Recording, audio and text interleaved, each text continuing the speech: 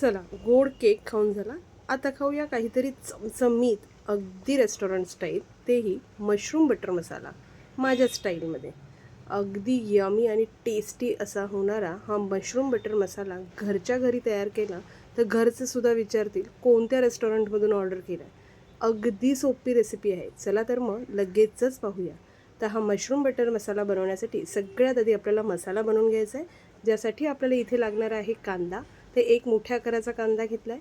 5 ते 6 या कश्मीरी मिरच्या मी घेतलेल्या आहेत, ज्याची देठं काढून घेतली आहेत आणि ही मिरची भिजत घातलेली आहे.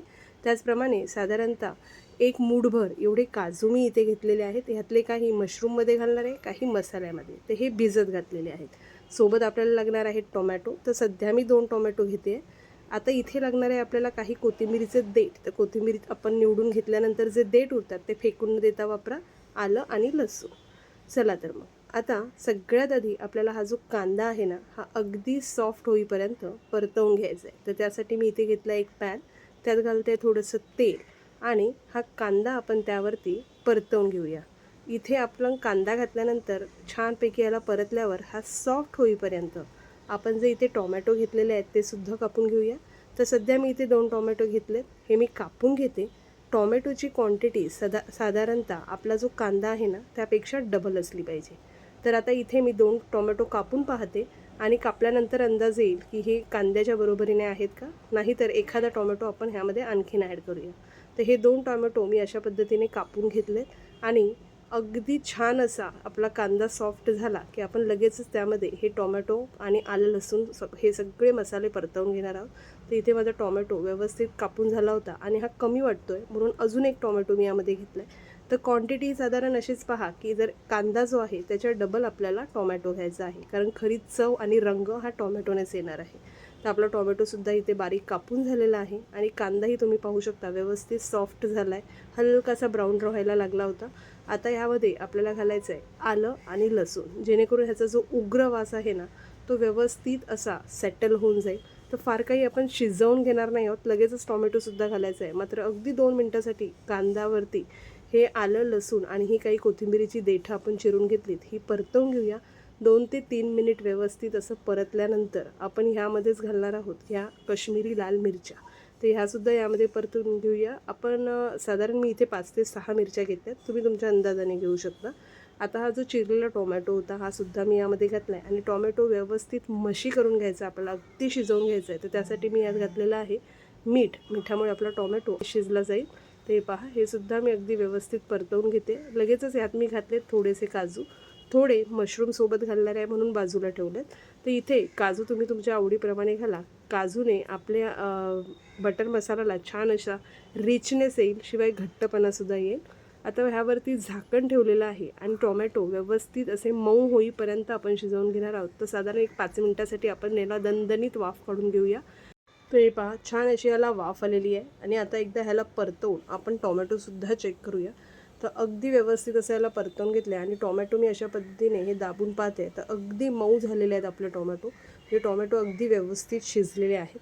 आता या स्टेजला आपल्याला यामध्ये अगदी थोडेसे खडे गरम मसाले घालायचे आहेत. फार जास्त नाही, तर फक्त थोडीशी काळी मिरी आणि दालचिनी आपण यामध्ये घालणार आहोत. तर ह्याला मी व्यवस्थित परतवून घेतलं आहे आणि आता ह्यामध्ये मी घालते अगदी छोटासा तुकडा एवढा दालचिनीचा आहे जो बारीक करून घेतला आहे, साधारण अर्धा इंच असेल. आणि 7 ते 8 हे काळे मिरे घेतलेले आहे, तेही यात घालते.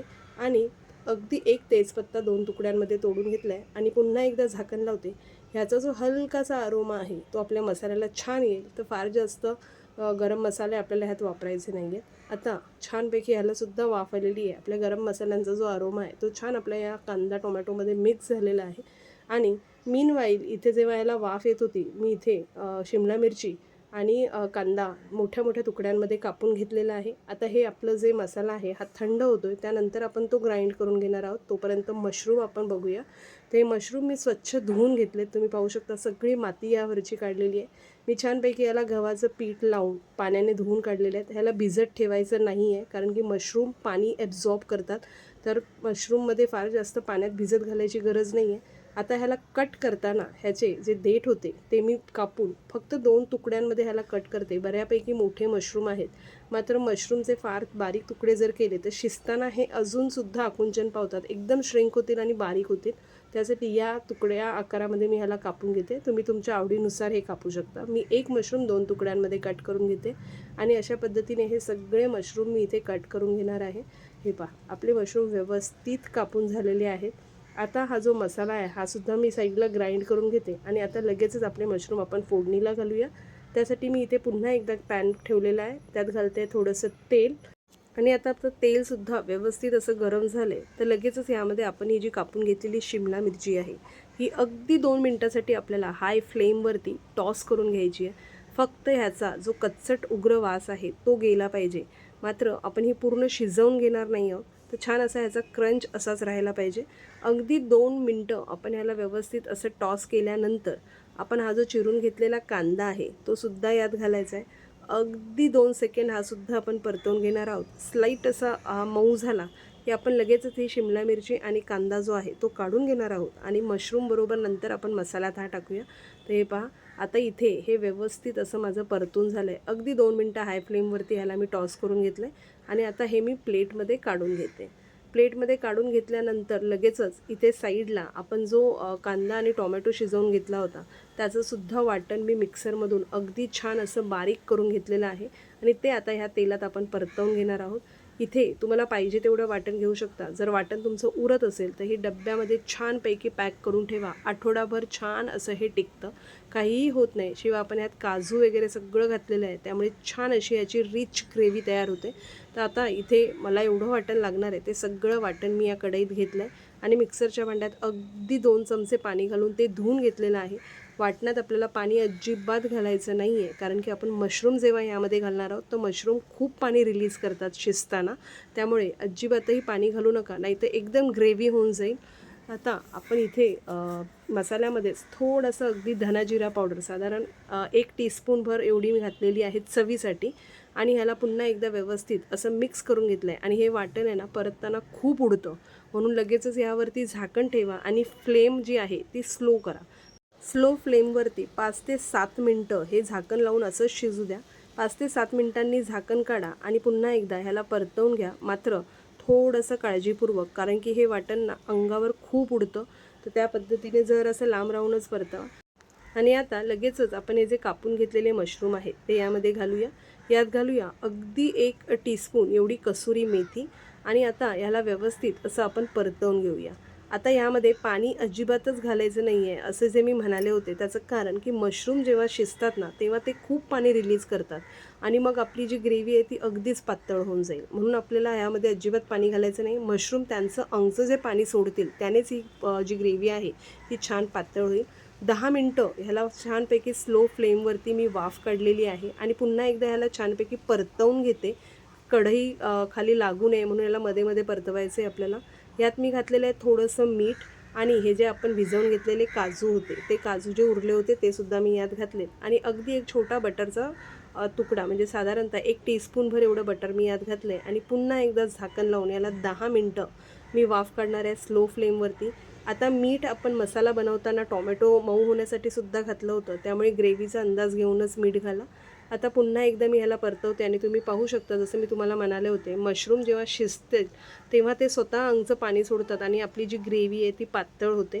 तर एकदा त्याला मध्ये ढवळून घेतलं आहे मी, तर पुन्हा 10 मिनटांनी पूर्ण मी झाकण काढलेलं आहे आणि तुम्ही पाहू शकता आपलं छान असं इथे मशरूम जे आहेत त्यांनी पाणी रिलीज केलं आहे. आपली ग्रेव्ही व्यवस्थित झालेली आहे आणि यामध्ये आता या स्टेजला आपण घालणार आहोत आपला कांदा आणि शिमला मिरची. अगदी मशरूम शिजल्यानंतर आपल्याला हे घालायचं आहे आणि आता ह्यामध्येच आपल्याला पुन्हा एकदा झाकण लावून 7 ते 8 मिनटं एक वाफ काढायची आहे. तर पुन्हा एकदा मी यावरती झाकण ठेवते आणि 7 ते 8 मिनटं छानपैकी याला वाफ काढून घेते.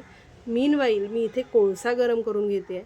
कोळशाचा आपल्याला इथे स्मोक द्यायचा आहे, यामुळे आपल्या भाजीला छान असा स्मोकी फ्लेवर येतो आणि अगदी बटर मसाल्याला रेस्टॉरंटसारखीच चव येते. तर आता झाकण काढून मी इथे मध्ये एक वाटी ठेवलेली आहे आणि त्यामध्ये हा जो कोळसा आहे तो घालते. तर जर तुमच्याकडे कोळसा नसेल तर कोळशाच्या ऐवजी तुम्ही दालचिनीचा एक मोठा तुकडा अशा पद्धतीने गरम करून त्यावरती बटर, तेल किंवा तूप तुम्ही ज्यात कम्फर्टेबल असाल ते टाकू शकता.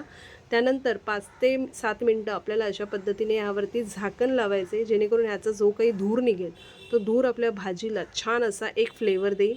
तर इथे 5 मिनटं मी अशा पद्धतीने झाकण पकडून ठेवलं होतं. तुम्ही यावरती एखादं जड वजन ठेवून हे असंच ठेवून दिलं 5 मिनटं तरीसुद्धा चालेल. 5 ते 7 मिनटानंतर आपण झाकण काढूया, जेणेकरून हा जो काही स्मोक आहे ह्याचा छान फ्लेवर आपल्या भाजीला आलेला असेल. तर हे पहा 5 मिनटं झालेली आहेत. मी झाकण काढून घेते आणि छान असा हा स्मोकी फ्लेवर आपल्या भाजीमध्ये व्यवस्थित असा मुरला आहे. या स्टेजला मी इथे वाटीसुद्धा काढून घेतली आहे आणि पुन्हा एकदा ह्याला ढवळून घेते आणि एकदा फक्त आपण आपले मशरूम चेक करून घेऊया शिजले आहेत की नाही. तसं मशरूम शिजायला फार जास्त वेळ लागत नाही, पण हे पहा अगदी व्यवस्थित आपले मशरूम शिजलेले आहेत. आता इथे या स्टेजला मी घालते साधारण 1 ते 1.5 टेबलस्पून एवढं क्रीम, तुम्ही तुमच्या आवडीनुसार घालू शकता आणि ह्याला व्यवस्थित असं मिक्स करून येते. मिक्स केल्यानंतर आपला हा जो मशरूम बटर मसाला आहे हा इथे छान रेडी झालेला आहे आणि आता वेळ आहे हा सर्व करायची. तर आता एका छानशा बाउलमध्ये मी ह्याला सर्व करते.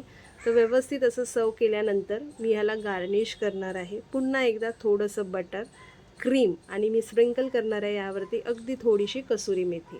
तर हे पहा अशा पद्धतीने मी हा सर्व करून घेतला आहे. मी यात घालते थोडंसं बटर, अगदी छान क्रीम मी यावरती घालून घेते आणि थोडीशी कसुरी मेथी मी यावरती स्प्रिंकल करणार आहे. तर अशा पद्धतीने अगदी यमी रिच अशी आपला हा मशरूम बटर मसालाची ग्रेव्ही रेडी झालेली आहे. ही तुम्ही चपाती, फुलका, रोटी किंवा अगदी जिरा राईसबरोबर सुद्धा एन्जॉय करू शकता. फार टेस्टी अगदी रेस्टॉरंट स्टाईल असा हा आपला मशरूम बटर मसाला घरच्या घरी तुम्ही इझिली तयार करू शकता. शिवाय ह्याचा जो बेस आपण बनवला होता टोमॅटो आणि कांद्याची ग्रेव्ही, ही ग्रेव्ही बनवून तुम्ही फ्रीजमध्ये ठेवू शकता. फ्रीजमध्ये अगदी 7 ते 8 दिवस राहते आणि जर तुम्ही डीप फ्रीझरमध्ये ठेवली तर महिनाभर ही ग्रेव्ही पाहिजे तेव्हा काढून तुम्ही अशा पद्धतीने भाजी तयार करू शकता. चला तर मग तुम्हीसुद्धा लवकर हा मशरूम बटर मसाला ट्राय करून पहा. आणि हो, व्हिडिओला लाईक आणि शेअर करायला विसरू नका. पुन्हा एकदा लवकरच भेटूया अशाच काही टेस्टी यम्मी रेसिपींसोबत. तोपर्यंत एन्जॉय.